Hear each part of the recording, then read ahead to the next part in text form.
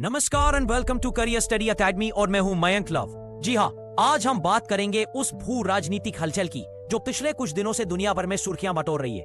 एक तरफ रूस यूक्रेन युद्ध लगातार और खतरनाक होता जा रहा है, वहीं दूसरी तरफ अमेरिका के राष्ट्रपति डोनाल्ड ट्रंप अपने बयानों से भारत को घेरने की कोशिश कर रहे हैं। ट्रंप का कहना है कि भारत रूस से सस्ता तेल खरीदकर पुतिन को आर्थिक सहारा दे रहा है और यही वजह है कि रूस का युद्ध रुक नहीं रहा।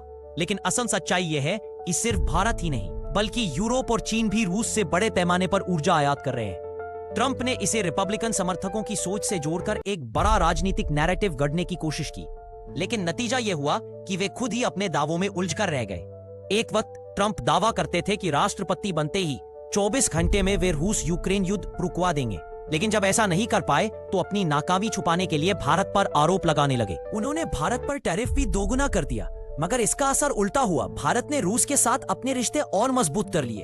हाल ही में दोनों देशों ने ऊर्जा, फार्मा और आईटी समेत कई सेक्टर में $100 अरब तक का व्यापार बढ़ाने का लक्ष्य तय किया है। यानी भारत का रुख साफ है, यह युद्ध भारत ने शुरू नहीं किया, नहीं भारत इसे खत्म करेगा, लेकिन अपने राष्ट्रीय हितों की अनदेखी भी नहीं करेगा। उधर रूस यूक्रेन युद्ध और भी हिंसक होता जा रहा है। डोनबास क्षेत्र में झड़पें, हंगरी बॉर्डर के पास बमबारी और द्रूजबा पाइपलाइन पर हमले ने यूरोप की बेचैनी बढ़ा दी है।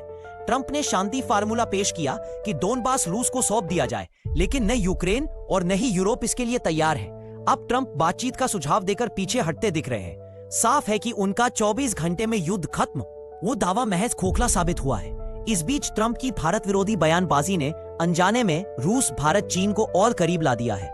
चीन भी अब रूस भारत समीकरण में बैलेंस तरीके से जुड़ रहा है, जिससे अमेरिका की रणनीति को बड़ा झटका लगा है।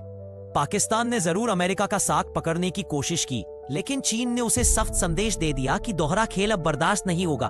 तो तस्वीर साफ है, ट्रंप की धमकियां और टैरिफ की राजनीति भारत को रोकने में नाकाम रही है। उल्टा भारत और रूस की साझेदारी नई ऊंचाइयों पर पहुंच रही है और चीन भी इस ब्लॉक को मजबूती दे रहा है। आने वाले समय में यही नया पावर समीकरण दुनिया की राजनीति तय करेगा। और दूसरी तरफ ट्रंप अमेरिका में भी घिरते नजर आ रहे हैं। अमेरिका में डोनाल्ड ट्रंप पर नए आरोप उभरकर सामने आए हैं।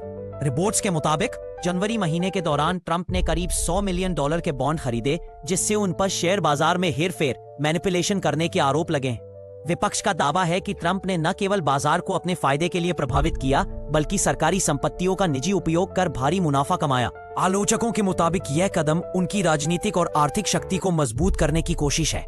हालांकि ट्रंप कैंप इसे राजनीतिक षड्यंत्र बता रहा है। इसी बीच अमेरिका में महंगाई भी तेजी से बढ़ रही है।